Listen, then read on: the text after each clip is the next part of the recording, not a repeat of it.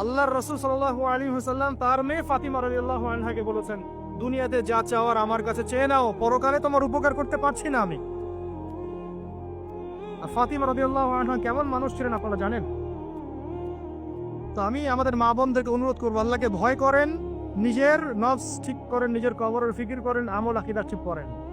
আপনি কত বড় আলেমের স্ত্রী, কত বড় শাইখের স্ত্রী, আপনি আপনার স্বামী কত বড় পলিটিক্যাল লিডার, কত বড় সোশ্যাল লিডার, এটার মানদণ্ড আল্লাহ দেখবেন না। আপনার ঈমান, আমল, তাকওয়া শুধু আল্লাহ পাক দেখবেন। আসেন কোরআনের পাতায় পাতায় যাই, চলেন আপনাকে নিয়ে যাচ্ছি। ইব্রাহিম আলাইহিস সালাম নাম শুনেছেন?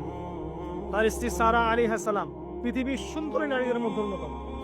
দুজন সুন্দরী নারীর কথা এসেছে, একজন হাওয়া আলাইহিস সালাম, একজন সারা আলাইহিস সালাম। আমাদের এই সব সুন্দরী নারীদের চেয়ে হাজার গুণ সুন্দরী, অত্যন্ত সুন্দরী। খেয়াল করে দেখবেন, এই যে ইব্রাহিম আলাইহিস সালামের বংশধর যারা, তাদের চেহারা এবং সুরত কিন্তু অত্যন্ত সুন্দর। আমাদের নবী মুহাম্মদ সাল্লাল্লাহু আলাইহি ওয়াসাল্লাম প্রচন্ড সুন্দর ছিলেন না? তার আদি পিতাকে ইসমাইল আলাইহিস সালাম না? ইসমাইল আলাইহিস সালাম ইব্রাহিম আলাইহিস সালামের সন্তান নয়? ওই দেখেন ব্লাড চলে আসছে।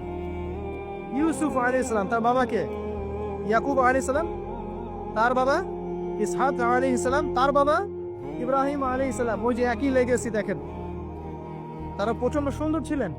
এমনকি নবী সাল্লাল্লাহু আলাইহি ওয়াসাল্লাম মেরাজের রাতে গিয়ে যখন ইব্রাহিম আলাইহিস সালামের সাথে সাক্ষাৎ করেছেন, তিনি পরে বলেছেন যে আমার শাকল, সুরত আর ইব্রাহিম আলাইহিস সালামের চেহারার মধ্যে অনেক মিল আছে, সাদৃশ্য আছে, একই রকম। আমরা কিন্তু দরুদের মধ্যেও মুহাম্মদ সাল্লাল্লাহু আলাইহি ওয়াসাল্লামের নামের পাশে ইব্রাহিম আলাইহিস সালামের নাম বলছি।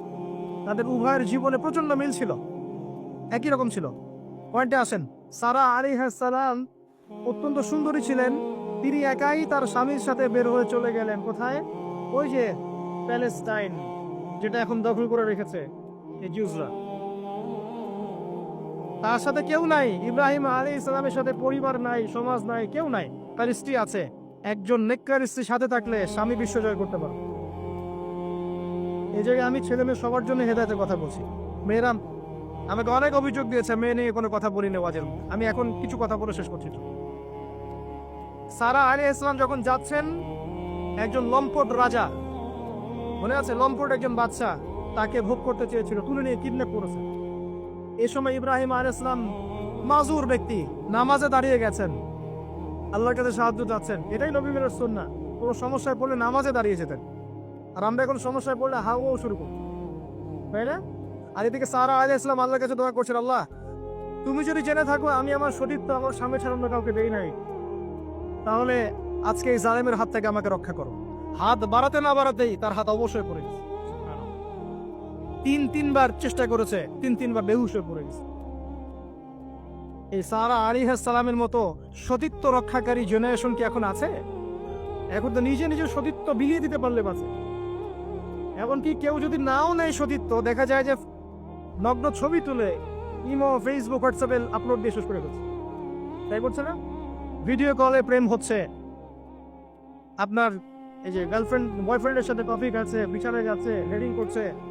বিয়ের আগে সব শেষ, বিয়ের পরে যখন এরা কোনো ঘরে যাবে, ওই ঘরে কি সুখ আসবে, শান্তি আসবে? মা বোনদেরকে বলবো, আর আমাদেরকে খেয়াল রাখতে হবে, আমরা যেন আমাদের ঘরে সারা আলাইহিস সালামের মতো মেয়ে, স্ত্রী তৈরি করতে পারি। আল্লাহ